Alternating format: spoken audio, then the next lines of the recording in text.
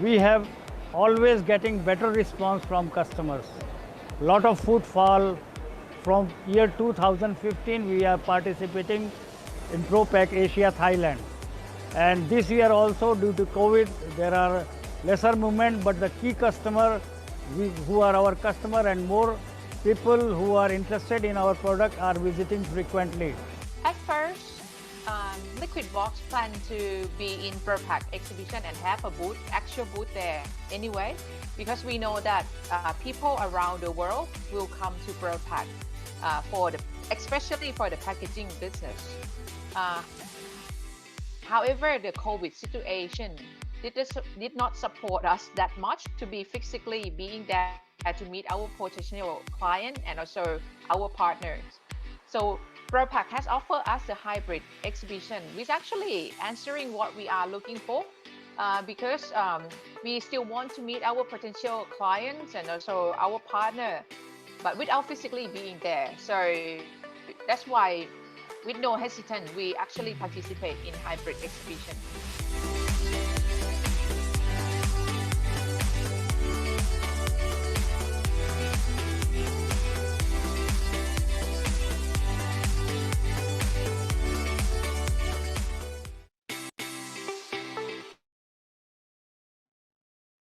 All right, greetings all to the last installment of the Packaging Week of ProPak Asia 2021.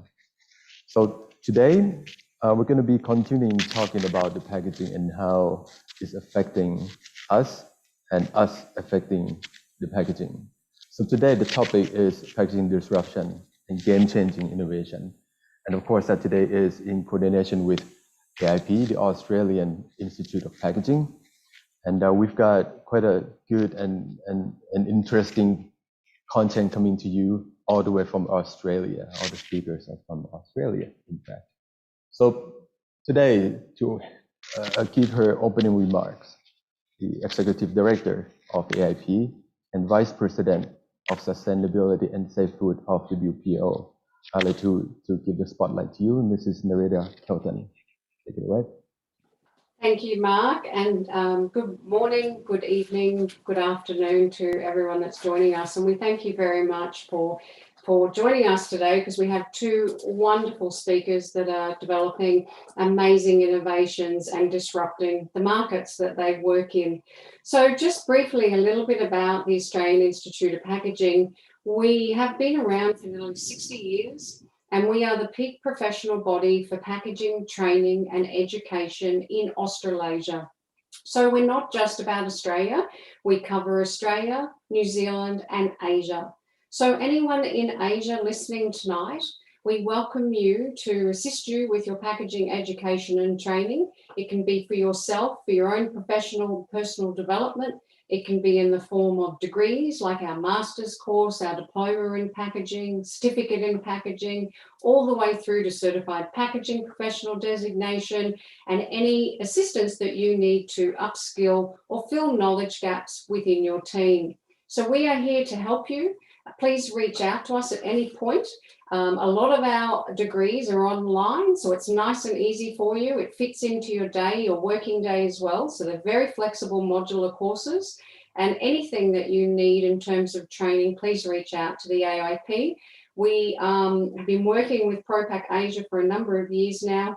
We traditionally do come to Thailand, and we are very proud of being a part of a wonderful trade show. And we look forward to the day that we can physically come back and see you all. So I really welcome you tonight. I thank you for coming. I thank Informa Markets and ProPak Asia's team for putting this event together. And I'm going to hand back to Mark, who will introduce two exceptional speakers for the night. All right, thank you, Narita. So it's a shame that we're not able to do this face to face in the year to come. But just for your information to all in the attendance, AIP is very active in the packaging and always at the forefront of the education for packaging, and they're a really good resource on anything packaging related. I've learned much from Narita here and our partner of the AIP. So the first speaker will be, you find her presentation quite cute, but will be really informative. So we've got the founder of Planet Protector Packaging and the first speaker, Miss Joanne Howard. Please, you have the spotlight. Thank you, Mark. Let me just share my screen. Thank you. Who would have thought that the humble sheep would be a secret weapon to defending our planet? As Mark said, my name is Joanne Howard, and I'm the founder and CEO of Planet Protector Packaging. I'm thrilled to be here today to share with you my story. Planet Protector is on a mission to eliminate polystyrene. We're in a race to become the market leader in sustainable thermal packaging that does not harm the planet. You see, polystyrene is a disaster for the planet. 8 million metric tons of plastic end up in the ocean every year. The Ellen MacArthur Foundation predicts that by 2050, there will be more plastic in the ocean than fish. More plastic than fish? It is estimated that polystyrene takes more than 500 years to break down, if in fact it ever does. And a shocking 42% of that plastic in the ocean is coming from the packaging sector. Oceans cover 70% of the Earth's surface. Even more shocking is that 90% of the plastic in the ocean comes from just 10 rivers, and 8 of those rivers are in Asia. This plastic pouring into the ocean in our environment is rapidly outpacing our efforts to stop it. The Ellen MacArthur Foundation's report, Breaking the Plastic Wave, explains that if we fail to act by 2040, the volume of plastic on the market will have doubled. But the annual volume of plastic entering the ocean will have tripled. And scariest of all is ocean plastic stocks will have quadrupled, reaching more than 600 million tonnes. If we're truly to rise to the occasion and to save the planet, we must target these insidious waste streams at the source, preventing waste from ever entering the oceans in the first place. Polystyrene is not just a problem for the environment and the planet. It is an enormous challenge for businesses. They pay to store it, to transport it, and then they pay to dispose of it. It reflects negatively on their corporate social responsibility and their sustainability goals. And did you know that they pay inflated insurance premiums because storing polystyrene is deemed a dangerous, flammable good? Until now, there's not been a viable, cost-competitive, sustainable alternative to polystyrene. I would like to share with you my own story of how I went from being an offender to a planet protector. Here I am up there, that's me. It was 2014, and here I am in my warehouse in Sydney's West. We were contracted as the outsource partner for Australia's largest meal kit company. I was responsible for the production and nationwide logistics of this novel new concept called a meal kit. It was early days in the e-commerce sector in Australia, but we were dispatching 35,000 polystyrene boxes to households all around the country every single week. I felt like I was single-handedly destroying the planet. As a subscription-based service, after 6 weeks, consumers had 6 polystyrene boxes and no way to dispose of them. It did not take very long for people to vocalise their disdain on social media platforms. I was abused many times, and I was unable to stand up and defend my client's position. It went against everything that I stood for personally. As I researched consumers' concerns more and more, I realised that expanded polystyrene was a material that I simply could not integrate into my business anymore. I knew I had to do something. I could not remain silent. And it was this that compelled me to research a more sustainable alternative. So what's the solution? As I said, the solution is the humble sheep. The solution is wool. What we've done is take a waste stream, waste wool, to create an ingenious product to replace polystyrene. Our solution is disruptive. It is made primarily of sheep waste wool, the underbelly of the sheep, the parts that nobody wants. Up until now, there was very limited demand commercially for it, as it was not suitable for the textile industry. Wool is undisputedly the best natural insulator on the planet. We wanted to leverage the thermal properties of wool. Essentially, we love to say we're borrowing from nature. Just as the wool keeps the sheep warm in winter, so too it keeps them cool in summer. Woolpack has many product features that make it the leader of the pack. All of our materials fit within the circular economy. Our product offers superior thermal performance as against all other competitors in the market, and we're at a competitive price point to polystyrene. Wool is compostable and it's 100% renewable. Sheep are shorn every year, and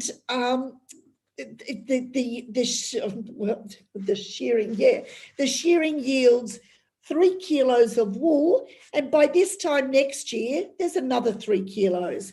There's literally hundreds of millions of sheep in the world. So our product provides cushioning in transit, and it's compliant with all food safety and pharmaceutical standards, as well as being airline approved. Importantly, it's flat packed on arrival, it saves on storage space and reduces transport, so no more shipping air. We live in amazingly exciting times. Consumers can now give instant feedback to the companies they purchase from, influencing future development of the brand and the product offerings. In fact, in 2020, a study conducted by Trident Packaging and Boston Consulting found that 75% of consumers are willing to pay a premium for sustainable packaging. Within Australia, the Republic of Everyone recently surveyed 2,000 Australians across a very broad demographic. They found that the number one societal concern was plastics, and the number 3 concern in Australia was the oceans. Businesses are hearing the message loud and clear. A DHL Trend Research Global Customer Survey last year reported that 9 out of 10 companies say that evaluating their packaging is very high on their agenda. And the number one packaging focus for them is to introduce more environmentally responsible packaging materials. So now about us. Planet Protector is proud to boast more than 300 customers across Australia and New Zealand. Our client segments encompass producers, wholesalers, retailers, consolidators, and distributors in the food, the seafood, and the pharmaceutical spaces. These are the 3 largest users of polystyrene. In the food space, we assist clients in shipping everything from meal kits to fresh produce to chocolates, artisan goods, dairy, and wine. For pharmaceuticals, we're shipping IV medications, vaccines, chemotherapy, IVF, and veterinary drugs. And the momentum is growing on a daily basis. In the past year, we've made significant inroads into the pharmaceutical sector, signing with multiple multinational medicines and pharma companies to ship everything from chemotherapy to probiotics. In addition to our bespoke offerings, we have a wide range of off-the-shelf standard products catering to each sector's individual pain points. Our food protector gives our clients the ability to distribute their products to new export markets in faraway places. Our seafood protector is water resistant, leak proof, and thermally superior to reduce spoilage of seafood, a premium item. For pharmaceuticals, at a time where safe delivery of vaccines has never ever been more important, our solution can be customised to achieve up to 120 hours of cold chain performance. Finally, we've developed a beautiful range of home compostable pouches designed for the e-commerce space, ensuring that small artisan goods, dairy, yogurts, probiotics arrive to the customer in the same pristine condition in which they were dispatched. I frequently get asked how our products work and how it pieces together in the circular economy. Our patented technology uses wool unsuitable for the textile industry, as I said. This has until now been designated as a product for landfill. The wool is first scoured and felted and cut to liners, which are then encased in a choice of either a recyclable or a home compostable film. 2 interlocking liners are placed into regular slotted shipping carton to cover all the internal walls of the package. All components of Planet Protector products have an end of life which fits into the circular economy, keeping unnecessary waste products out of landfill. The carton, even with a water-resistant coating, is easily recyclable in the traditional recycling streams. The wool is home compostable, able to be put into the garden, the green bin, or reused in a multitude of ways, such as pet bedding, wool compost for the garden, beehives, worm farms, and a multitude of other household applications that we've developed. Our film is either soft plastic recyclable or home compostable based on your preference. We find companies gravitate to one or the other based on the local recycling realities of their customers. Our material choices ensure that we're not just providing sustainability lip service, as do many companies. Many companies in this space like to make representations of their products' recyclability, knowing full well that functionally the end user will not be able to return the product to the specialised facility in which it's able to be processed. We detest this practice of greenwashing, and whilst we are not perfect, we believe being honest about the limitations of the greener processing ecosystem enables us to explain our materials choice and educate our customers in a logical and informed way. As you can see here, Woolpack outperforms not only polystyrene, but all other competitor products currently in the Australasian markets. We work with our clients to understand their supply chains, and we customise a fit-for-purpose, cost-effective solution, ensuring that the product will stay within the required temperature range for longer than a standard product off the shelf. We invested very heavily in R&D and new product innovation. Our lobster protector that you see here, the lobsters travelling in style, it's attracted global interest, and it won the 2020 Gold Award in the PETA Awards, and subsequently took out the World Star Packaging Awards in 2021. Locally, lobsters are a $10 million industry segment, and just literally a drop in the ocean to what is the potential for this product globally. Our newest and most exciting innovation is the recently patented vaccine protector, thermal packaging for the COVID-19 frozen vaccine. This solution amazingly can maintain temperature of minus 70 degrees Celsius for transport to rural areas which do not have adequate cold chain infrastructure. And we're excited to launch our wine protector solution in the middle of this year. This will protect both domestic and international shipments from ambient temperature spikes in transport, ensuring high-value wines arrive to their destination in perfect condition. At Planet Protector, we set ourselves audacious goals. We plan on having a presence in at least 5 countries throughout Southeast Asia by 2024. We will achieve this by having a very strategic network of distributors.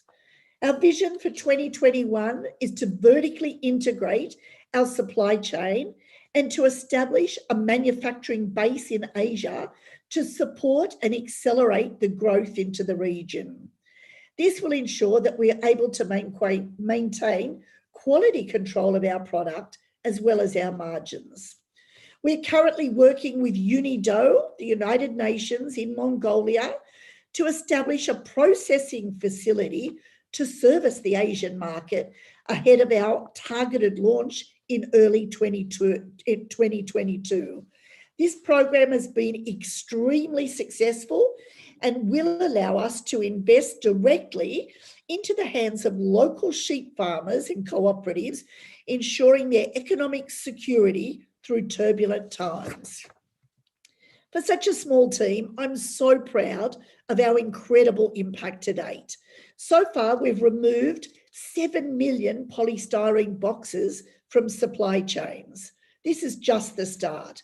We've diverted nearly 3,500 tonnes of waste wool away from landfill, and we've given it a new life and a commercial value. And we've generated close to 8 million of new revenue for sheep farmers. We've been very well recognised for our disruptive innovation. I'm proud to be the first ever Australian laureate in the prestigious Cartier Women's Initiative. And I'm especially proud of Team Planet Protector's win, where we took our top prize in the inaugural 2020 Ocean Impact Pitch Fest from more than 200 businesses across 38 countries.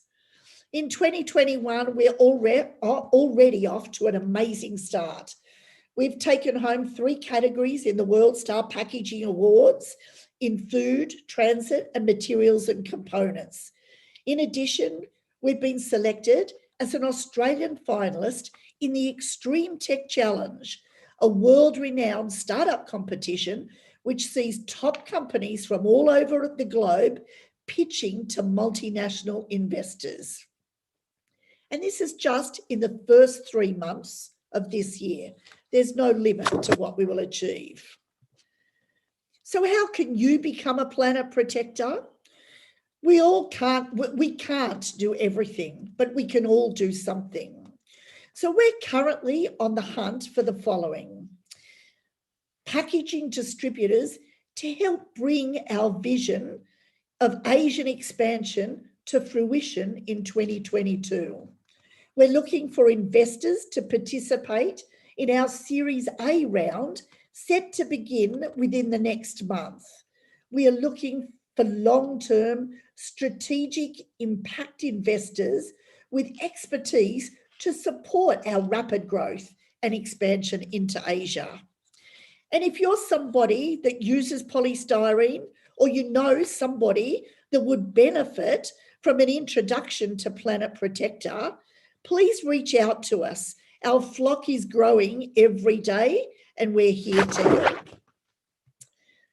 Thank you for the opportunity, ladies and gentlemen, for allowing me today to share with you my own vision of a polystyrene-free world. All right, thank you, Joanne.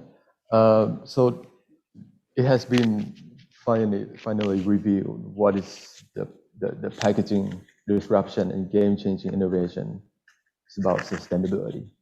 So with the trends that we see this year, it has become even more in the spotlight on how we can contribute, but also it's also in our hands as a consumer, as brand owners, as a human being, on how we can contribute to the environment and sustainability.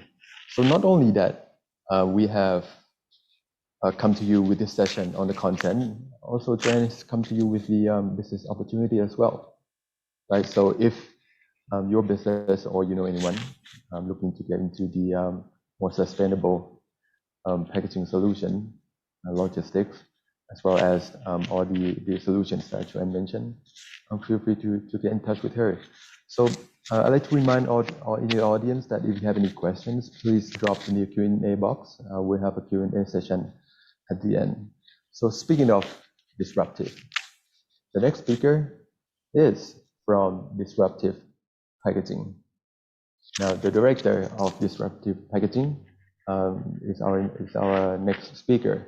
I'd like to welcome, to give the spotlight to Mr. Nathan Hall. Nathan, please take it away. Sure.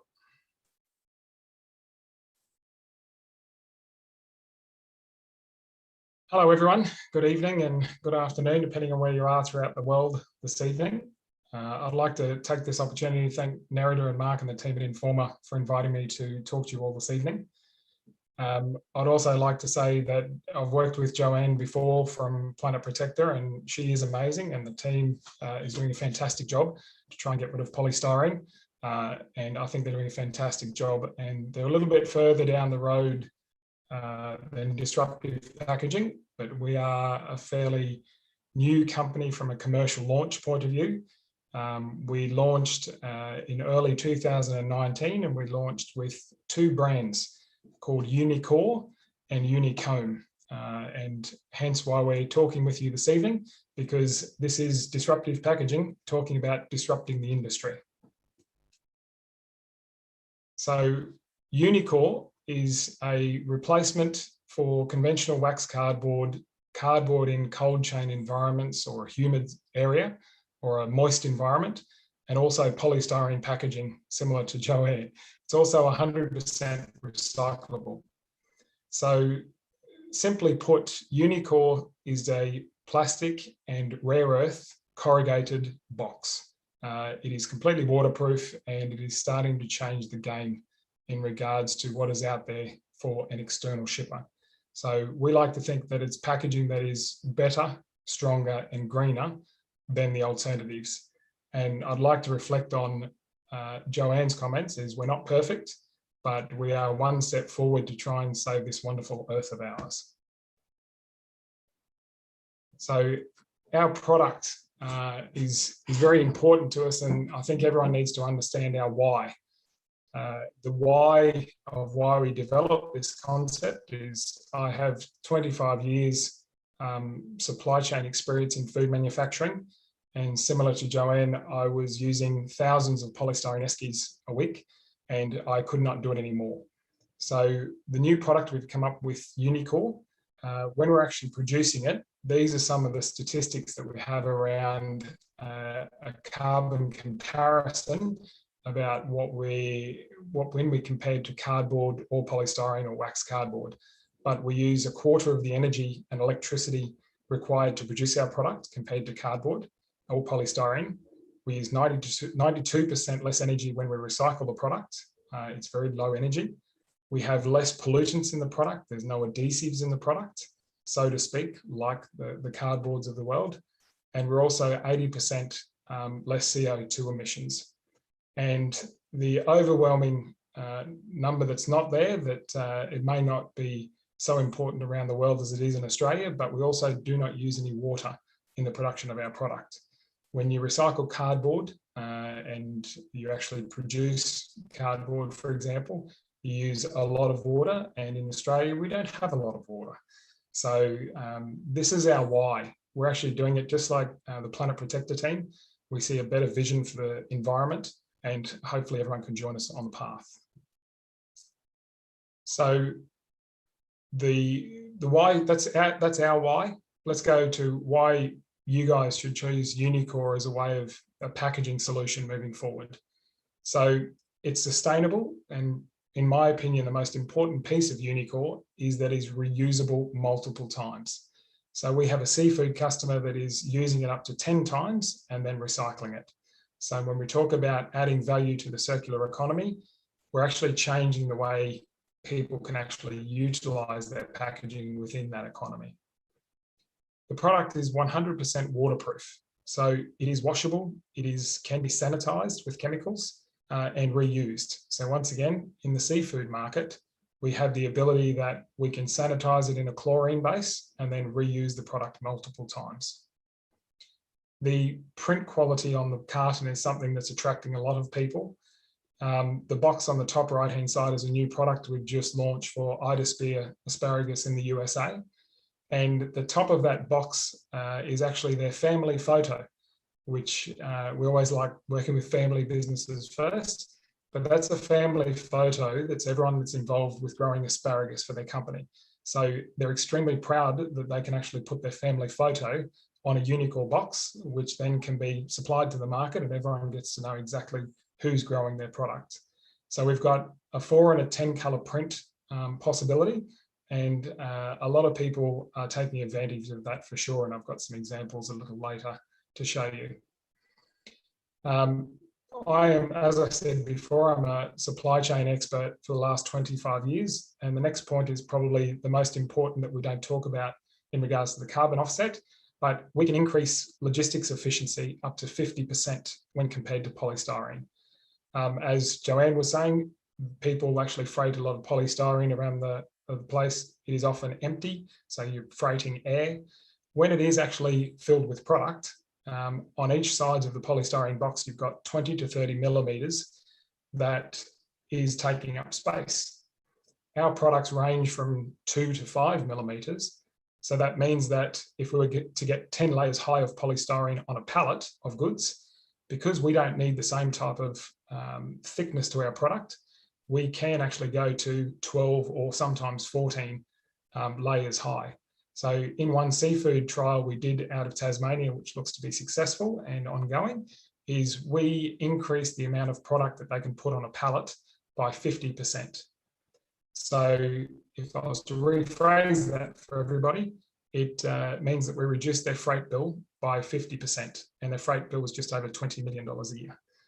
So that's a big one for myself.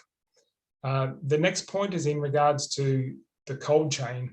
So whether it's going into refrigeration or going into freezers, or even one of the challenges we have in North Queensland, which will be very similar to some countries in Asia, humidity is a major problem that leads to cardboard cartons collapsing. Our product is a mix of HDPE and rare earth materials. And when it goes into a cold chain, it actually gets stronger and gets more rigid. So that means that we can actually get our box, put, for example, beans or corn in it. It goes through a piece of equipment called a hydrocooler at 2 degrees. And that's when 2-degree water runs through the carton for half an hour. And then it comes out the other side, and our product is actually stronger than when it went into the hydrocooler. So we've had a large amount of success in replacing cardboard boxes in cold chains locally and throughout the world at the moment. So that's why everyone, in my opinion, should be trying to use Unicore, because there's a lot of advantages to it. Similar to Joanne, but I don't have as many awards as Joanne has yet, and the Planet Protector team. We're involved and with the World Star Packaging Awards and got silver. We won the Produce Markets Australia Innovation Award. Once again, we're in innovation winner for the PETA Australian Institute of Packaging Awards. So all I can say is for 18 months from commercial release of Unicore into the market, wow is about the only word that I've got to share that with you. We're not here to go out and win awards. We're actually here to try and help the environment, and that's our why. So it's a piece of humble pie that we like to share with people to let them know that we're doing very well. But by all means, when people get their hands on the product and understand what we do, the best impact that we can all have is to try it and see if it's going to work to you, to try and replace some of those products we talk about. So I've got a lot of pictures to show you to understand what we can do. there's the produce sector, which we'll talk about first, and then there's the seafood sector after that. So in the produce sector, there's hand erect cartons that we're doing, and then we've also got machine erect cartons as well. So even though we're a small Australian company, and I say small, our team is literally 5 people at the moment, we are doing quite well from a global point of view. So the top left, we've got some asparagus boxes that we've dropped into Mexico for trials. So there was a few 100,000 of those, and the trials have been sent to multiple countries around the world that fits into the recycling chains that they already have. So that's been quite successful to date. We also have a broccolini box at the top in the center, which is a long type of broccoli, for those that don't know what it is, but it's packed in a very wet environment and a cold environment. So that product's very thin, but very strong. So that actually replaces polystyrene directly. The grape industry, which is on the top right, that's the first product we launched in 2019 with grape growers in Mildura in Australia. And we exported a lot of that product throughout Asia. And we happened to be at the markets in Shanghai when our product arrived. And our product of grapes was put next to a pallet of grapes in the Unicore product, was next to a pallet of grapes in cardboard and a pallet of grapes in polystyrene. The Unicore product had the best quality comments from all the agents, and it actually sold all of our product every day we were there before anyone actually purchased any cardboard or any polystyrene products. So the grape industry is really seeing a lot of growth in the last 18 months. So we're currently at about 2.5 million boxes coming out of the Mildura and Australian market, mostly for export, which is great. The 2 corn boxes on the bottom left and the bottom right are really starting to become a large market. When you produce corn, you pick it and put it in a box, and you actually put it through that hydrocooling system I was talking about, where you run 2-degree water, so ice cold water, through a box and through the product to try and remove the heat. And these boxes have been tried in Australia, Mexico, California, and we have been successful to date. So these boxes have up to 48 cobs of corn in them, put in a hydrocooler, and then withstand the cold chain to travel across America. And we've been successful to date. So corn's a very big market that's opening up. The box at the bottom in the center that's our box to demonstrate to people that we actually can do a 10-color print. So when we approach farmers to do an artwork, they would say, this is a great box, I'd like it to be bright blue with a red star on it. We try and show them that we can be a lot more than that. So that produce box is doing very well in Australia. And as it goes, it's a 72-litre box. So it's rather large for the likes of lettuce and cauliflower. And it's actually going through the cold chain quite well. And that directly replaces wax cartons. So in Australia, we've got just over 600,000 tonnes of wax cardboard that currently goes to landfill. So if we can replace that, it's one step forward once again. And all these are hand erect for smaller growers that actually erecting on farm in a shed or literally in field at the same time. And the positive thing about that is it can actually get wet out in the environment. If you're in the farm, on the field, if you've got a cardboard box, you can't actually pack in the rain. So these products you can have in the rain and you can pack and they only get stronger. The next slide shows the erected cartons that are machine erect. So we're starting to put machines into multiple locations throughout Australia. The top left is our beautiful banana box with lots of bananas on it.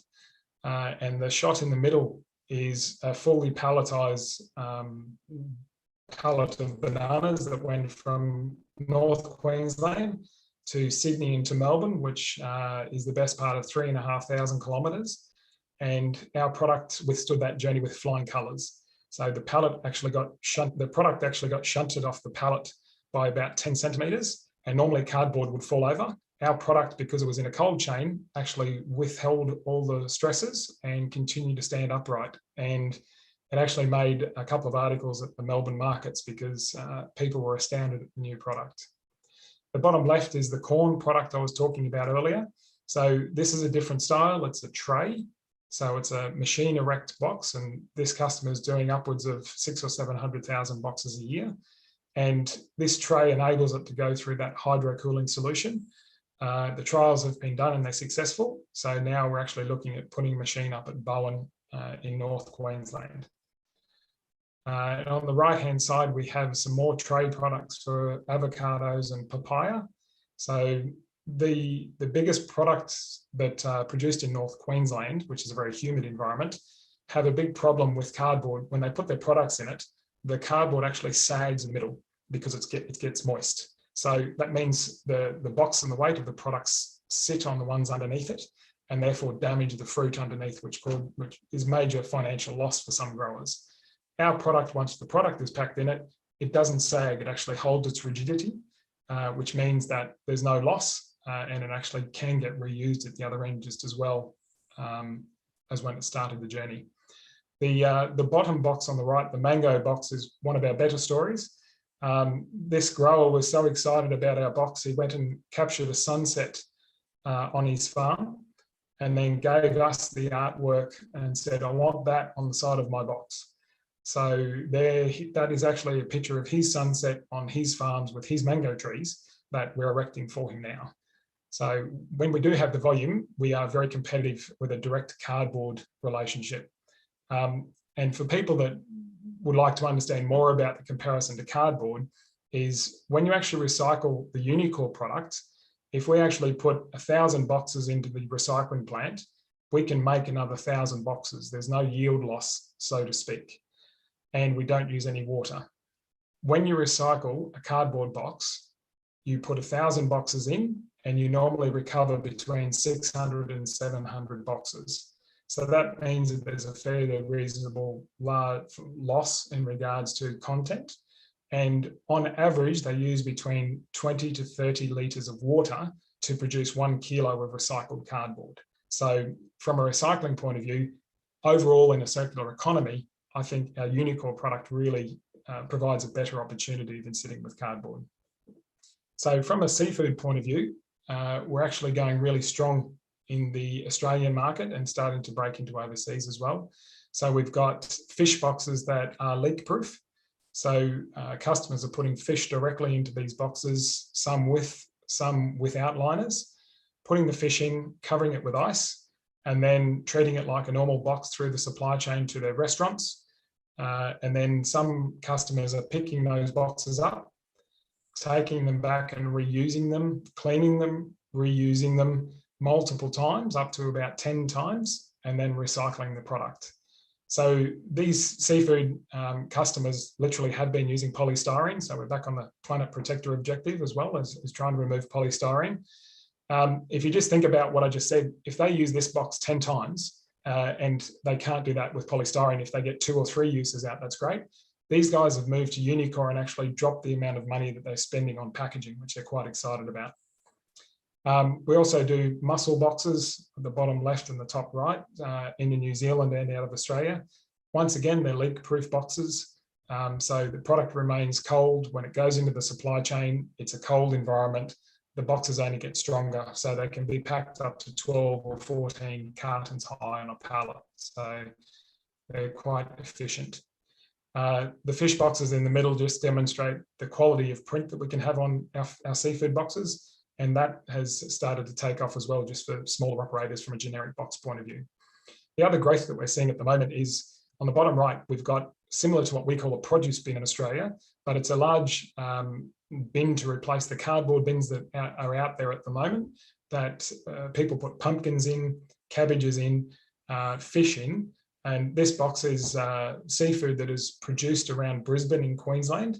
They put 350 kilos of fish in it, fill it with ice, and then they send it to Sydney and Melbourne, which is up to nearly 2,000 kilometres away. And they can stack it too high, just like you can with the normal cardboard comparators. The key for this box is it can be washed out, sanitised, and reused. So we're finding a lot of growth in that large, we call it a produce bin, but a large bin type vessel that people can put bulk product into. So back to the polystyrene piece, we're not doing just polystyrene. We're trying to tackle wax cardboard. We're trying to tackle cardboard that's got any type of plastic liner on it. because I've been through a lot of recycling plants in Australia, and a lot of plants cannot recycle anything that's lined with plastic. It's a challenge.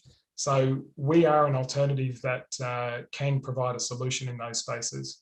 So we're building our own circular economy, and I really like the comments earlier from Mark and Joanne that we have to think locally. You've really got to own your own customer base, provide a great solution if you're a business, and try and close the loop yourself. And then once you actually exhaust the value in that product, then recycle it through the channels that you've got available to you. So we've got points that we have in each capital city in Australia now that we've got places to drop Unicore, and we've got some government funding in each of those sites to actually help recover that product. And then we are getting it all back to a couple of bases where we are value adding that product. And most of the time we're trying to get it back to make more Unicore products, but there is also a need for our HDPE material to be used in other avenues. So people are using it to make matting or waterproofing or pallet pads. As far as I'm concerned, as long as it's getting reused as much as possible and recycled, that really ticks the box for myself, because it means we're taking a large step forward to try and solve many of the problems that we have at the moment. So what I would like to do is I'll just sum up at the moment and let you know that Unicore is available in multiple countries at the moment, and we have got some agents throughout some of the Asian countries, but you can always contact us over the website or on the social media pages. But what I'd like to do now is end this presentation with one of our customer testimonials. This is the fishery that is just north of Brisbane in Queensland, and they did a testimonial to assist us in our trying to help people understand closing the loop, because this is one of those customers that's actually nearly more passionate about our product than ourselves. So if I can get the Informa team to play the video for me, that would be fantastic. And thank you very much for your time.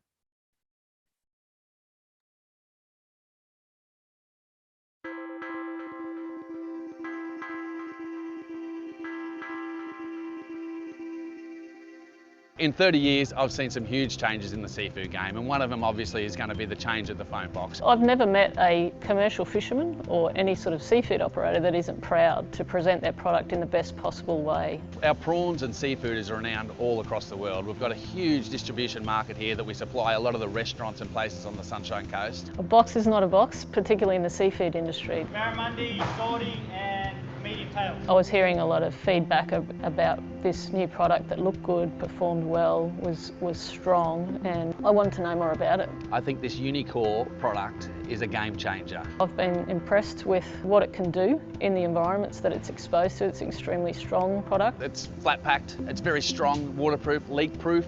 It always looks great. The printing is outstanding. For us, I tell you, it is a no-brainer. Getting our name out there, this is one of the best ways. They get reused and they get recycled as well, so really good.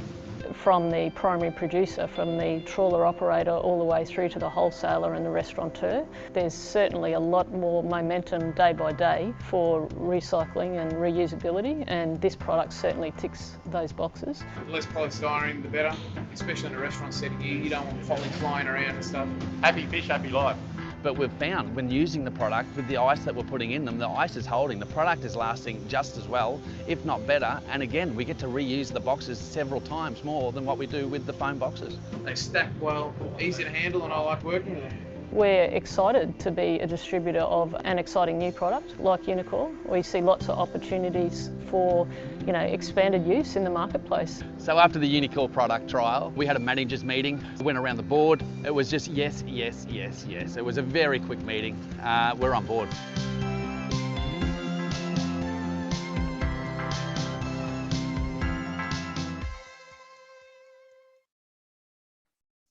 Thank you very much, guys. I'll throw back to you, Mark. All right, thank you, Nathan. Actually, both of you have stimulated quite a good questions, rolling in quite a bit of a interesting question. And actually, I'd like to all of you to open up your video, including you, Narita. I'd like to answer for all of you as a roundtable, and provide the answer for Dr. Berry. Actually, Dr. Berry writes in the chat. Disruptive innovation theory in the packaging industry. We are searching ways to create superior innovations in the industry, which can compete against the oil-based solution, i.e. plastic.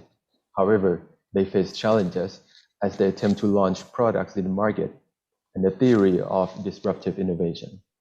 The theory has received much attention throughout the years and provides with a holistic literature framework to analyze the paper and plastic industry. What is your suggestion for packaging disruption and game-changing innovation to do with sustainability? Because this is the big problem in all company flexible packaging in the world. I'd like for you to start, Nerida, actually. Would you like to respond to that question? Sorry, so I'm just trying to understand what the question would be. In short, I would say, how can the solutions that we see today from Nathan and Joanne compete with plastics flexible packaging?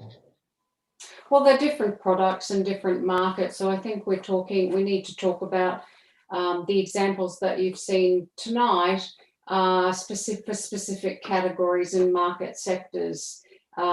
Flexible packaging has a purpose and a place, and there is a lot of innovation and material changes back to monomaterials, etc., to ensure that there's recyclability of a lot of the flexible packaging. So I think we need to separate the conversation around flexible packaging and sustainability there, which is a lot more challenging.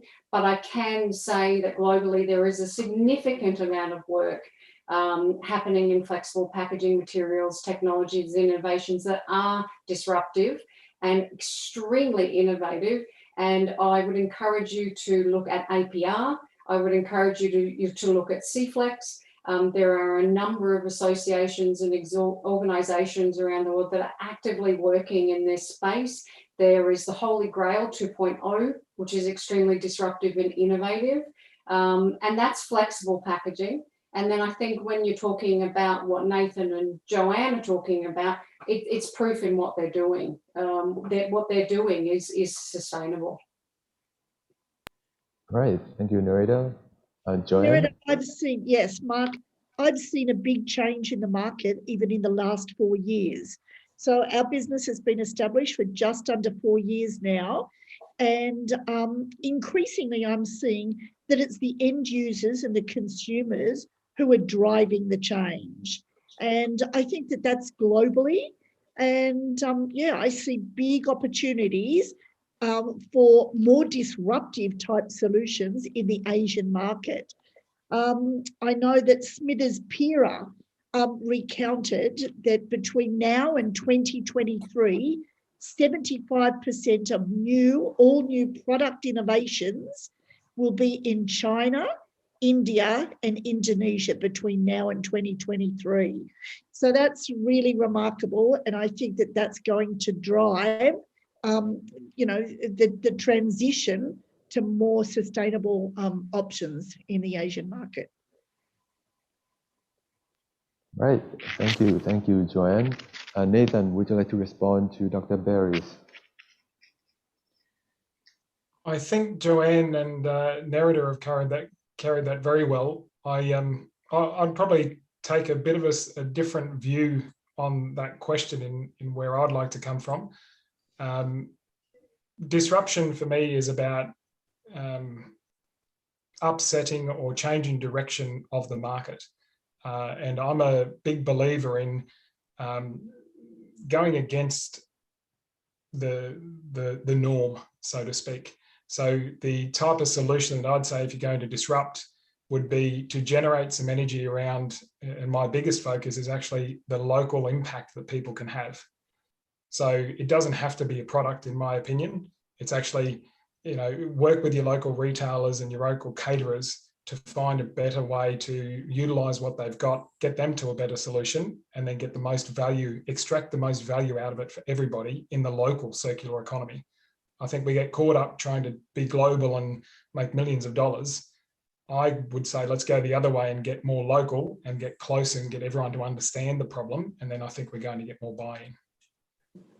And Nathan, I'll just jump in as well. I think that going back to what Joe said is 100% correct. The biggest disruptors in the world at the moment are the consumers. They're disrupting our industry at the moment, and for the better.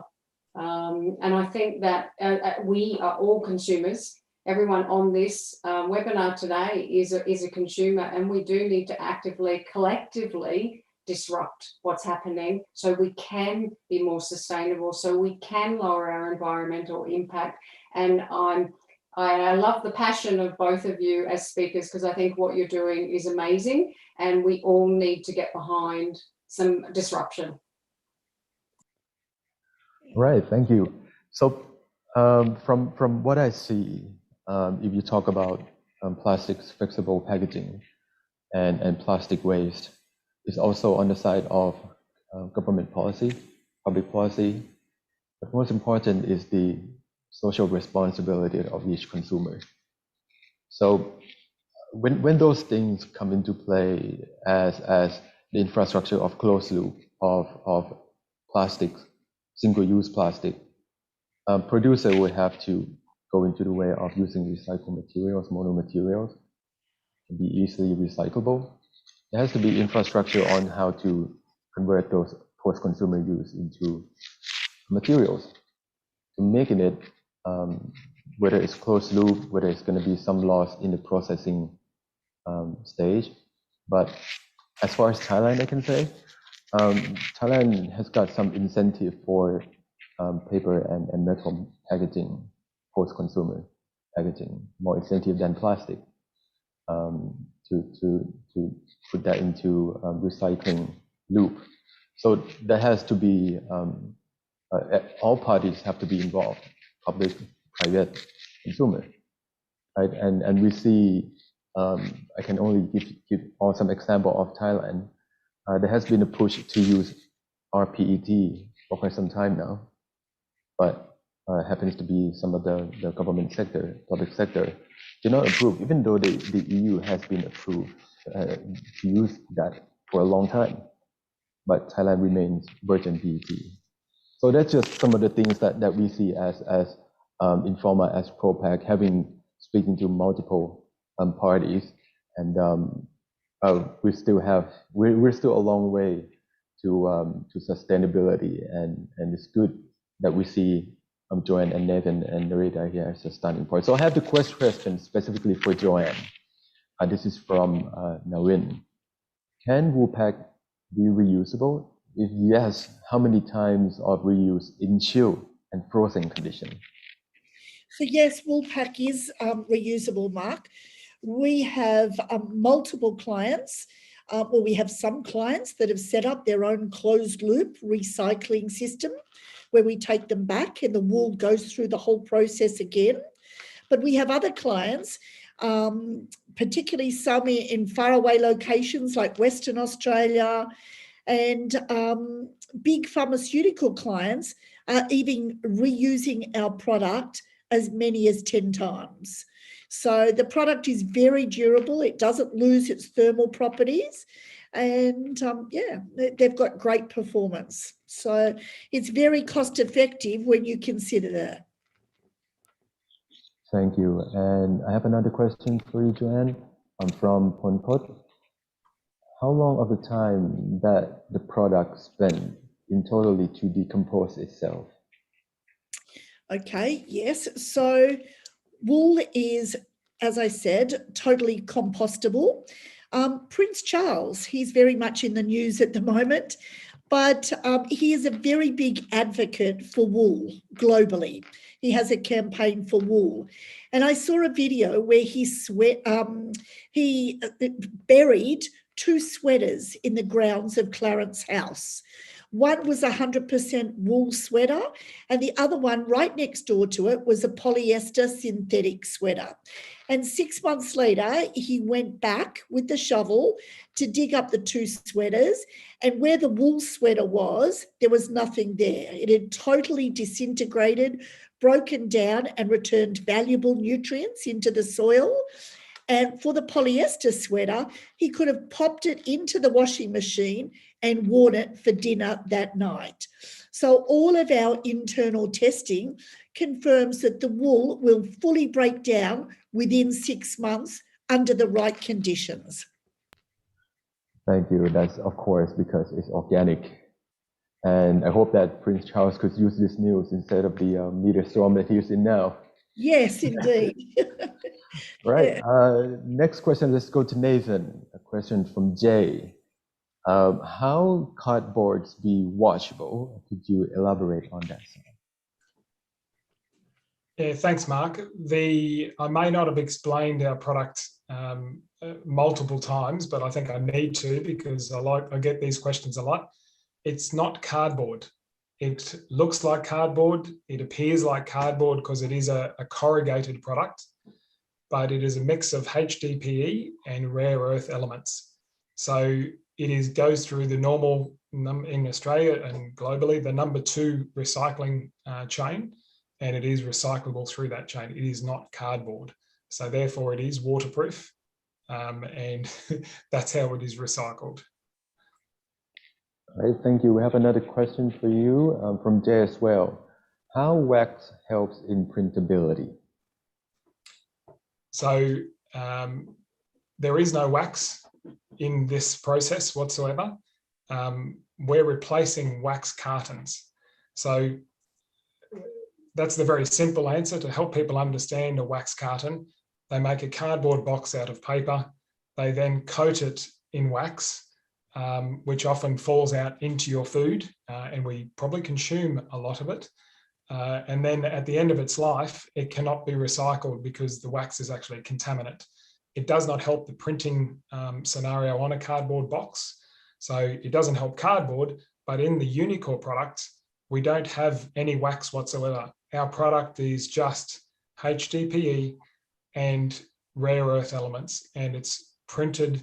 The printer on the outside of the carton can go straight through the normal recycling process. All right, thank you, Nathan. We have several questions coming from, I'm going to combine the two because they seem to be in the same theme, from Andrew and Shehan.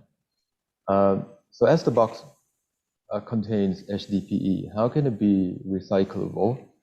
How does it considered to be contaminated? Does HDPE have to be removed during the recycling? I think there might be a little confusion about recycling, but recycling plastic or HDPE or LDPE is literally reworking that same product, extruding it again, and then that's basically my version of recyclable. So HDPE is a reasonable percentage of the product, which actually gets it to be included in the number 2 recycling logo and waste chain. So it doesn't have to be removed. We actually are recycling the HDPE and the earth elements, which can be distributed into other HDPE products. So for example, you could take one of our asparagus boxes, and if we gave it to a recycler in New Zealand, they would be able to use that to go and make a plastic brick or a plastic chair. So it is just a recyclable plastic. I hope I answered that okay. Yes, and actually a follow-up question to the comment of Shehan. It doesn't have to be recycled at a specific location.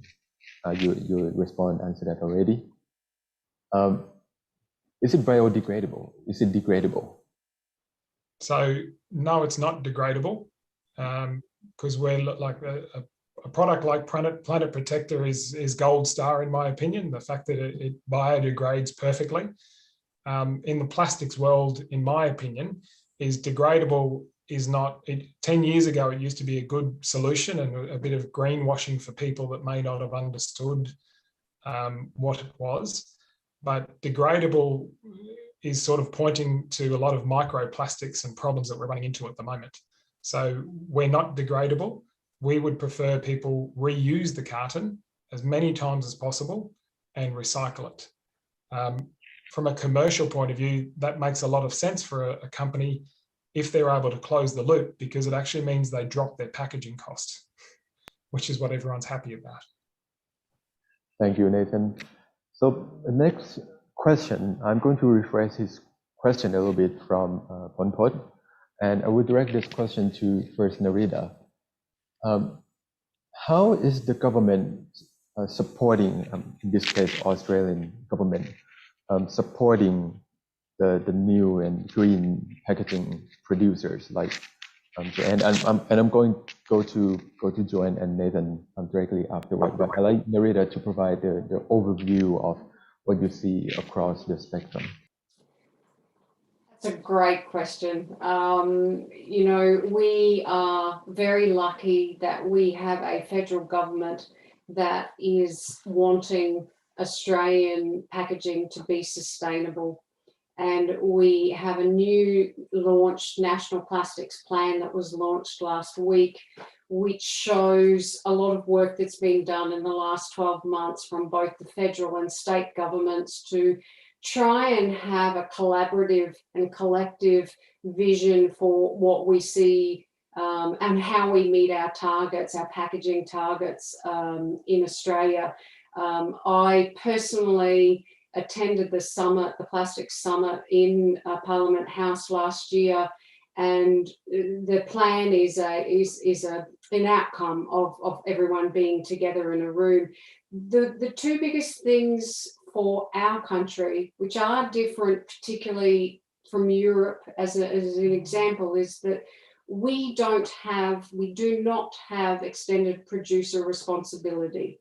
So we don't follow an EPR model, and a lot of countries around the world do. And I know a lot of you will be shocked by that, but we work on a voluntary commitment. And voluntary commitment is a collective across the entire supply chain, and it's brands, retailers, manufacturers, packaging suppliers, importers, exporters, etc., all the way through to the waste and recycling and collection facilities and capabilities in this country. And our targets called National Packaging, 2025 National Packaging Targets, and we have very specific goals that we have to achieve as a collective to minimise and lower environmental impact. Could they do more? Could we all do more? Absolutely. But we don't have the volume and scalability luxuries that some of the larger countries have. We have a very big geographical country with very broad ranges of temperatures and transport, as Nathan was saying, logistics nightmares. We have a lot of challenges in this country, and we have a very small population, as most of you know. We have 25 million people in a very large country, and for something to be transported from Western Australia to Brisbane to Queensland is a significant geographical and temperature challenges for our country. But I think, and I would love Nathan and Joanne to jump in here, I think that we're doing some amazing work. We can do better collectively, but we've got to work together across the entire supply chain. Well, Nerida, I think that we're working increasingly with a number of really what I would call early adopters, who are people, businesses that are really getting the message loud and clear about the transition away from problematic plastics. And they're wanting to, as a business, leverage this as a unique selling point. So if they wait until they're tapped on the shoulder and the government imposes a tax on polystyrene or it's completely phased out, everybody then, it's mandatory and people can't leverage that. Whereas at the moment, they can really make a statement that this is their sustainability ethos and it's what they stand for. And I'm seeing a big movement in that space. So that's exciting. Yeah, it's very exciting. Yeah, I completely agree. Sorry, I completely agree with you, Joanne. The people that are moving in this space are finding the rewards exponential. So in a part of Queensland called the Sunshine Coast, there's a rather large movement to ban polystyrene altogether.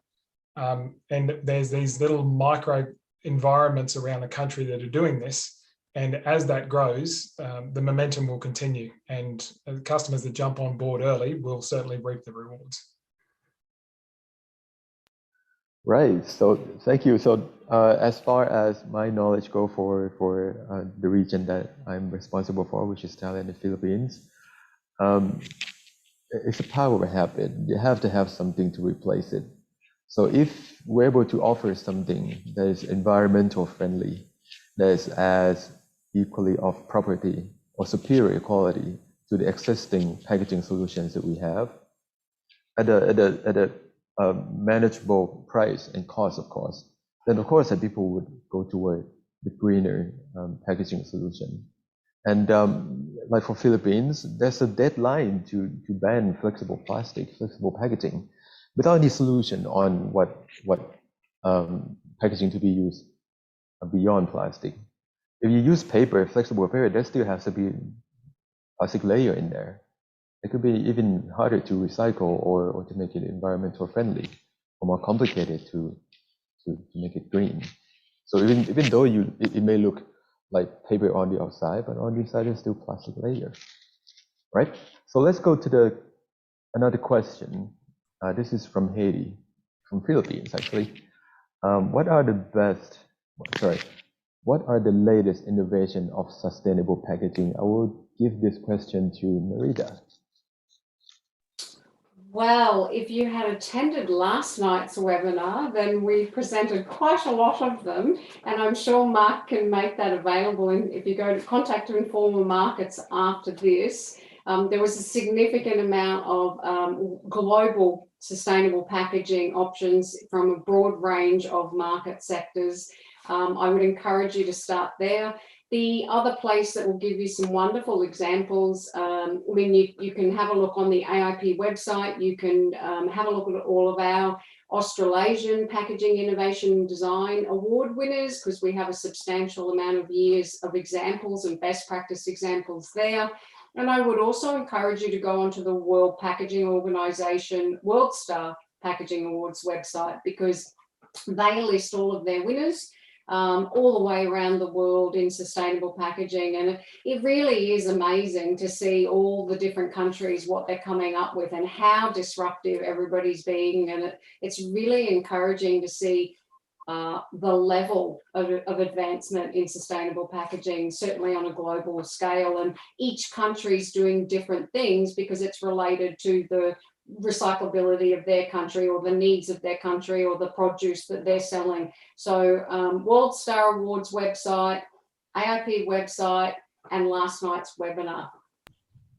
Thank you, Narita. So I'd like to point out that if you go to ProPakAsia.com in the section Learn and Webinar, you can rewatch the session from yesterday on the sustainable packaging with World Packaging Organization.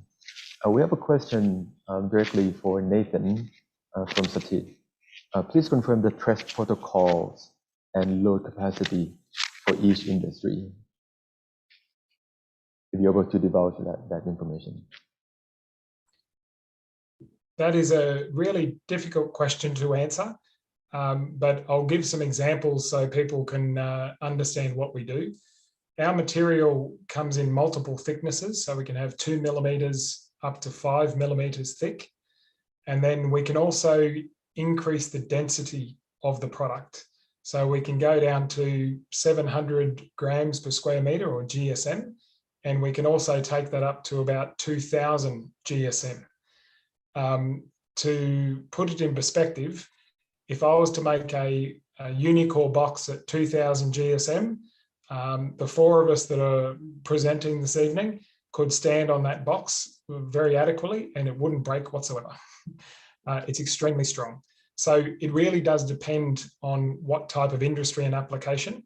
And I don't want to try and sound like I can sweep up all markets and cover everything, but we did just do a trial for a brick company in the USA to send out sample bricks around America.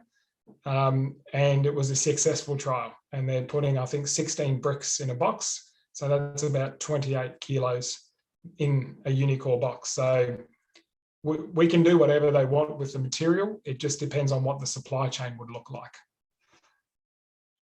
Right, thank you. So that's in the packaging design sector, and that's in the material engineer side as well. So of course that the packaging producers, such as Nathan and Joanne here, can of course customize according to the requirements, as well as shelf life, whether it's designed for shelf ready, retail ready, all those sorts of things that many of our good speakers here are able to provide those solutions. Okay, next question. I have a question for actually Nathan again from Shehan. A lot of questions from you, Mr. Shehan, I believe. After recycling an X number of times, where does the product ultimately end up? A bit of a loaded question, if you feel free to answer that. I'll take this back to the comments we were talking about earlier about local ownership of the supply chain. If I was to live in Brisbane and supply 10,000 boxes a week and get 10,000 boxes back, we can continue that chain for the next 10 years. There's no degradation in the material at a molecular level that we've seen as yet. And we've been recycling now just over 2 years. So if the product does not get to a recycling line, then ultimately it's going to be a plastic product in the environment, which is what none of us want. But when you recycle it, the one thing we know is that we can recycle it many, many times, and we can use it across many different industries. So end of life, once again, depends on how invested we are to actually recycle. Thank you, Nathan. So the next set of questions is going to be about circular economy. We have two questions, actually from two different sides of the world. From Sri Lanka, when are formalizing a regional initiative on circular economy? When are the formalizing a regional initiative on circular economy? I'm going to give this question to you, Narita. Do you have anything to let us know? So I think I understand it to be the circular economy regulations for Asian region, perhaps. I would defer that to whether you have a plastics pact in your region, or whether you're adhering to each country within Asia would have their own targets. Each country would be following a different framework from Ellen MacArthur Foundation. So I can't answer that question for each country in Asia, but I would suspect that each country is doing their own, following their own targets, own regulations, and working on probably a local plastics pact under the Ellen MacArthur Foundation. I can say that Australia, New Zealand and the Pacific Islands have just collaborated to launch ANZPAC, which is ANZPAC, and it's a plastics pact for the South Island regions, Pacific Island region, Australia and New Zealand. So I would suspect there is a plastics pact that you are also following. And Joe, you might know a little bit more on that as well. No, I just know that they are regional, locally based, Nerida. But I know that increasingly people are working with the Ellen MacArthur Foundation. So no, I don't know specifically though. Yeah. Right. So as far as circular economy for Thailand, there are several organizations that are helping that. For Thailand, there's a Thailand Institute of Packaging and Recycling Management for Sustainable Environment, shortened TIP-MSE. They are pushing the closed loop on the packaging. But of course that the government side and the public side, consumer responsibility, that has to be involved as well. And we cannot, and each country actually cannot proceed without all those parties involved. Now, speaking of the parties involved, such as EU will be including additional taxes based on carbon footprint, CO2 emission. Are we going to see this for ASEAN nation and Asian nation? Let's go to you again, Narita.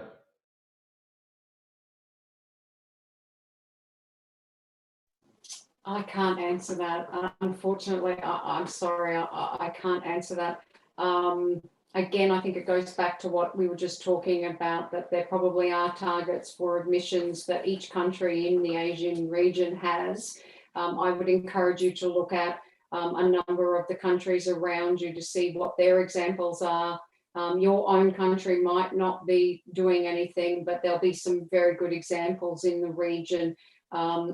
A lot of Asia is at the starting point of all of this. There's small steps forward. But I think there would be a few countries, because as you said, Mark, Philippines are working on some single-use plastic problematic material regulations. Thailand has been, they have their regulations now for single-use plastic. So there are a lot of things happening in the region. So I would suspect there is some carbon emission acts as well. Yeah, so that's pretty much the same knowledge that I have, and we'd like all in the audience to hear from someone else other than Informa and ProPak Asia. It's a matter of each country's direction. Thailand banned single-use plastic, the shopping bag, I believe the beginning of last year. And what happened? People go and buy a different type of plastic bag or cloth bags. But coming from Plastic Institute of Thailand, plastic is not the bad guy. Like we mentioned all along, there's always alternatives. There's always for each of the consumer to take the power in their own hands. Okay. So Shehan mentioned in the chat. Thank you again. How everyone is working toward 2025 targets and being responsible for the environment we live. It's a matter of our own, each of us doing different things. If you look at Japan, do you see trash on the streets? Do you see sewage being clogged? That's another story for Thailand, Philippines, Indonesia, Malaysia. Social responsibility is what we input to our children into the school on what they have to do, starting from home, into the school, into the workplace, the structure that we have to give them, that we have to program into them when they were kids, and how we're going to work toward that target. It's not brand owners. Brand owners can only do so much because they have to create the product that makes sense on the logistics, shelf life, all the while concerning budget and sales. So it has to be all of us. So I think I'll leave all with my last word. We all have the power to disrupt. We all are the game-changing innovation. It has to be a paradigm shift within all of us and the people around us, that, hey, we should be recycling, that we should be looking for alternative solution for the packaging that we have, and what we're going to do with the situation that we have. So that is all the time we have today. Thank you for all who sent in the questions, and it was really good and stimulating questions, and I hope that you get a lot out of this session. I know I get a lot out of this session. So thank you all for attending. Thank you to all the speakers, Nathan, Joanne, Narita. Good to see you all as always. Please take a few moments to, when you're on your way out, take a few moments to do the survey for us. That will help us in the creating good content coming to you. So speak up the good content. The next week, Food Week, there's going to be on 7th to 8th of April. There's going to be ProPak Asia Food Industry Week. So if you're interested in any of the food trends, import, export, Thailand and Asia, Southeast Asia, new trends in food production, food processing, that is the session for you to attend, right? So from us here in Bangkok, from the speakers all the way from Australia, thank you and have a good night. Thank you. Yeah. Bye.